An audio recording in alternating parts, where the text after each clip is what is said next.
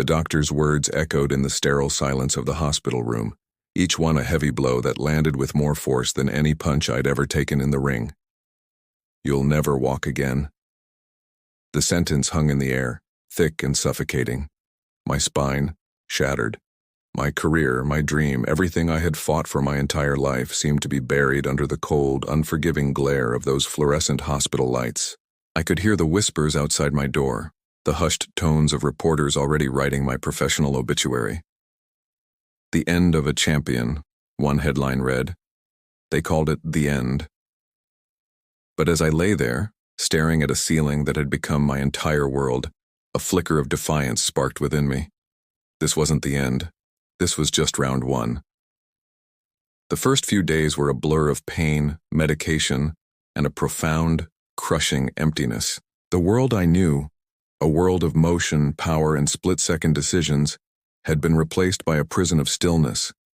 My body, once a finely tuned instrument of athletic prowess, was now a stranger to me, unresponsive and broken. The frustration was a physical thing, a knot in my chest that tightened with every failed attempt to simply wiggle a toe. It would have been so easy to surrender, to let the darkness swallow me whole, to accept the verdict that fate had handed down. But the fighter in me, the one who had gotten up from the canvas time and time again, refused to stay down. The battle began not in a ring, but in that hospital bed. It started with a single thought, a command sent from my brain to my big toe. Move. Nothing. I tried again, focusing all my concentration, all my will on that one tiny part of my body. A flicker. It was almost imperceptible, a twitch so small that anyone else would have missed it. But I saw it. I felt it. And in that moment, a sliver of hope cut through the despair. It was the first sign that the connection between my mind and my body, though severely damaged, wasn't completely severed. That tiny victory became my new championship belt. Days bled into weeks and my world shrank to the size of that hospital room, but my fight grew larger than any arena. The physical therapists became my new cornermen, their encouragement and expertise guiding me through the grueling process. Okay, let's try the fingers today. The effort it took to just bend my index finger was monumental, leaving me drenched in sweat and gasping for breath. But when it finally curled, it felt like I had just landed a knockout blow. Each small movement was a round one. Bending my wrist, raising my arm. These were the new victories I celebrated with a silent, fierce joy. Weeks turned into months. The transition from the bed to a wheelchair felt like stepping onto the world stage again. The first time they helped me stand, supported by a harness and two determined therapists, the pain was excruciating.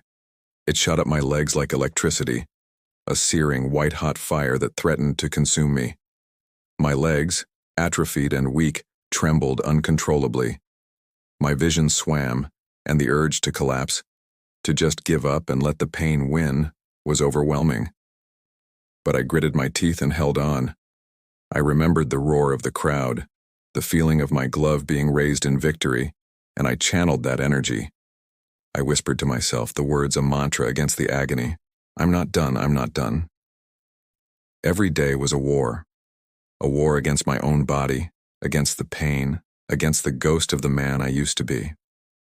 There were days I failed, days the pain was too much, days the frustration brought me to tears. I would look at old photos at the powerful, confident fighter staring back at me, and feel a chasm of loss so deep it felt bottomless.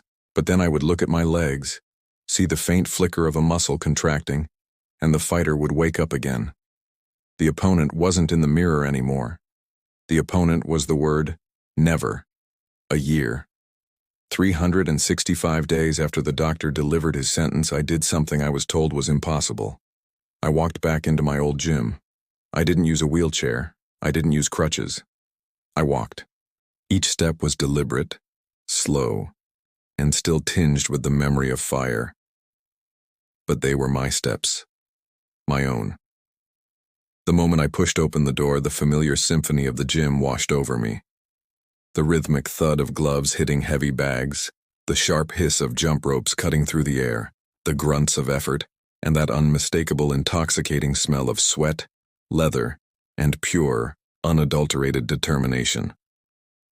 The gym fell silent. Every head turned, the skipping stopped, the bag stilled.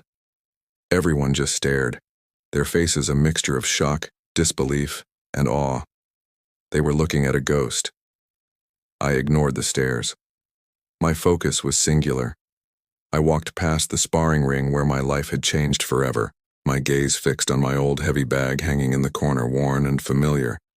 It felt like an eternity to cross that floor. With every step, flashes of the past year played in my mind.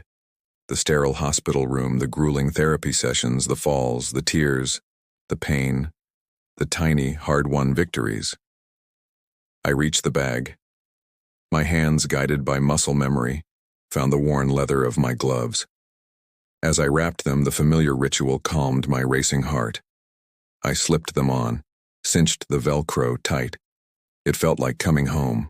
I stood before the bag, the same bag that had absorbed thousands of my punches, my anger, my dreams. I closed my eyes and took one deep breath, filling my lungs with the air of my sanctuary. Then, I threw a punch.